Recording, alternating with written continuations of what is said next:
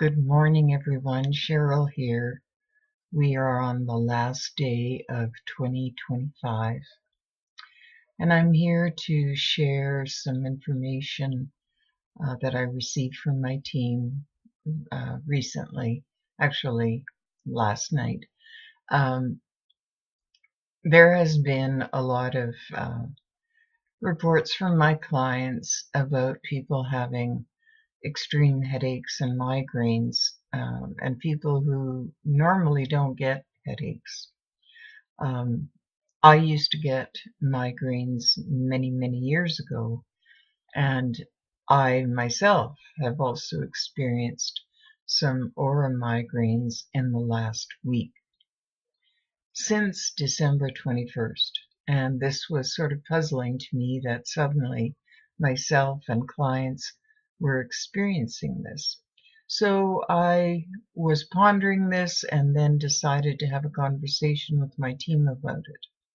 And they reported to me that there is experimentation going on at CERN.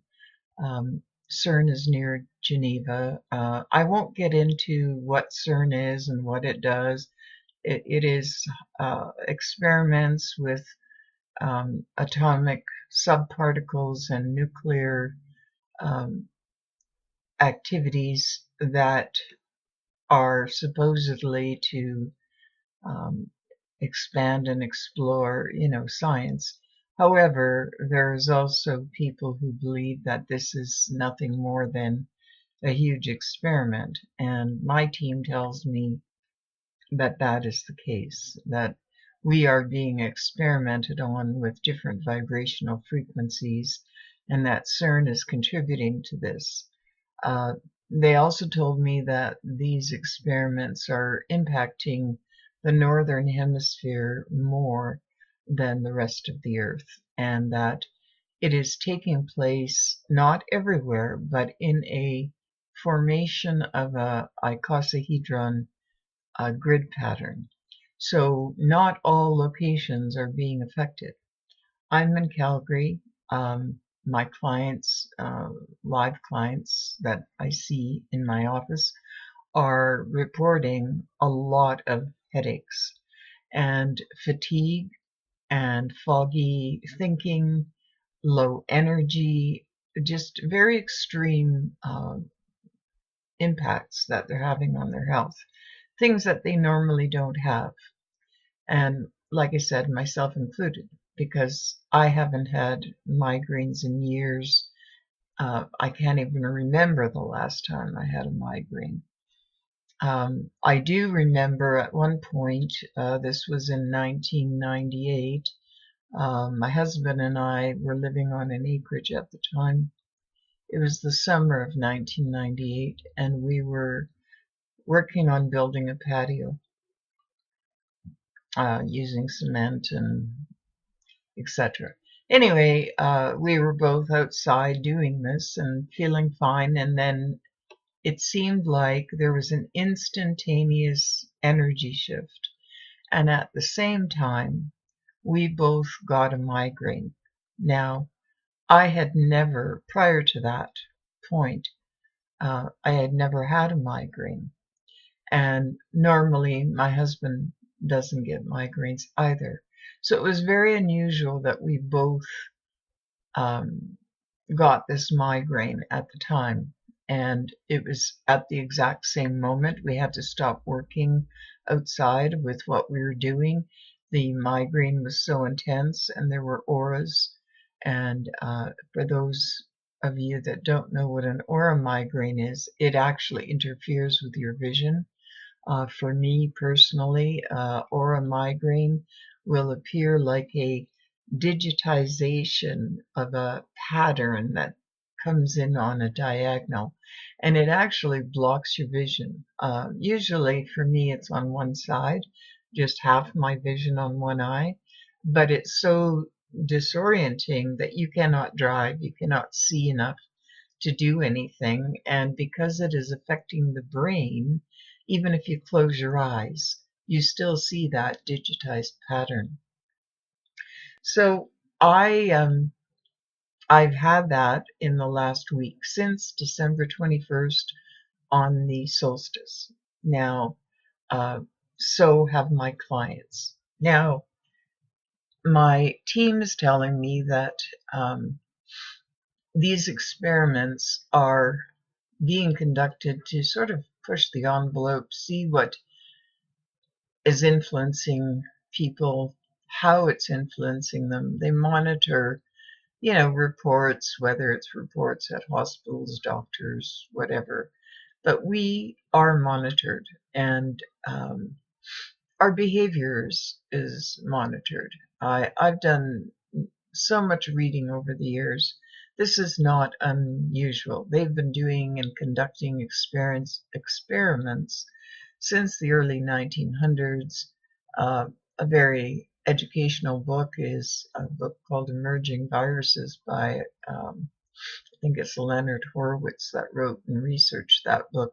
And there are government documents in that book that talk about some of the sprays that they've sprayed over city centers, and these were documents that show the US and Canadian government working in agreement to allow these sprayings over major cities. And in one document, I've actually seen the years and the cities that were affected.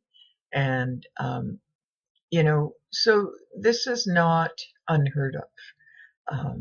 I know people want to think that we live in this idealistic world and the government is here to help us, and there is no, corruption or um, powers that be that are trying to influence people on a large scale to take control of situations. But really, the sad reality is that that is happening. That we are viewed as expendable for the most part.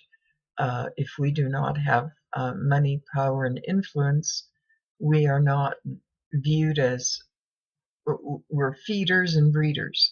And so, anyway, I won't get into all of that.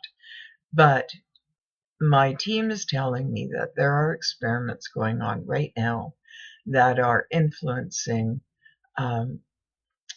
these, bringing on these headaches.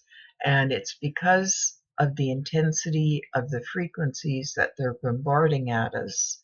And it is in this icosohedron formation on the northern hemisphere. So you can do your research, look up icosohedron grid on Earth. You might be able to see which city centers fall close to those intersection points. Um, that's where the intensity is stronger. In order to combat the headaches and to help yourself, I was told that we need to make sure that we're very well hydrated, that our circulation is good, that we're getting adequate rest. If you feel fatigue, don't push yourself. Nap, rest if you need to. Do things that help to improve your blood flow. Things like ginkgo biloba or taking for the headache white willow. I don't do drugs. My go-to for any kind of pain or headache is white willow capsules. I found that during this intense time that I would have to take 4 capsules of white willow in order to mitigate the migraine. For me, when I get an aura migraine, it usually indicates to me that the aura will last about an hour if I don't do anything about it. And then after that hour, the headache comes on really strong. So when I first got the aura, I immediately take the white willow, and it usually stops the headache and the aura. Um, White willow is a little bit of a blood thinner.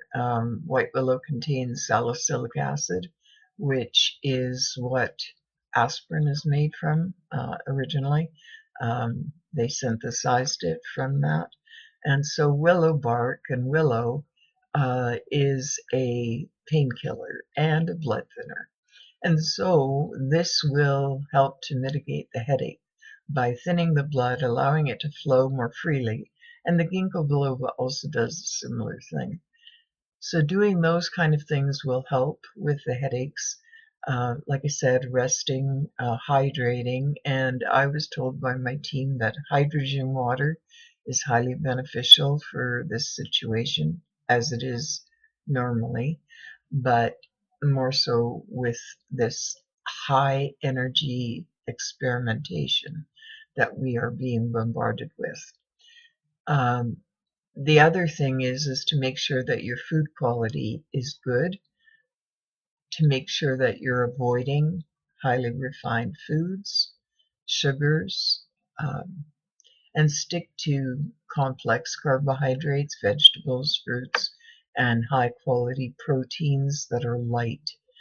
Eating lighter than usual to ease the strain on your digestion right now is very important, because if you eat to capacity and stuff yourself, you're going to sludge up your system, and then that will make the response to these high frequency experiments a little more intense, and you may have more intense side effects or symptoms. So that is sort of the recent information that I received that was started on December 21st. However, they are telling me that this is going to actually continue for the first month of the new year. So Happy New Year to us. We are being experimented on. This, you know, making sure that you do all the right things to help yourself will certainly minimize the side effects. For the clients that I have that have been having these headaches, they come on suddenly, they come on out of the blue. It's almost as if there's no rhyme or reason to it.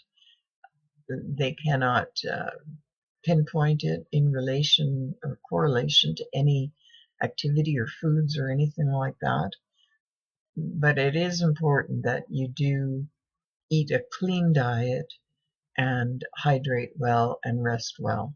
And try and make sure that you're getting adequate sleep so that your system isn't strained, and that will give you the strength to combat this. Also keeping your immune system strong, because the immune system, of course, you know, you're going to be more prone to getting sick if you're not looking after that. Let me just check my notes. I did make notes, so let's just have a look here and see what else I've written down. So, yeah, lots of people might have clouded thinking. The senses might be dulled.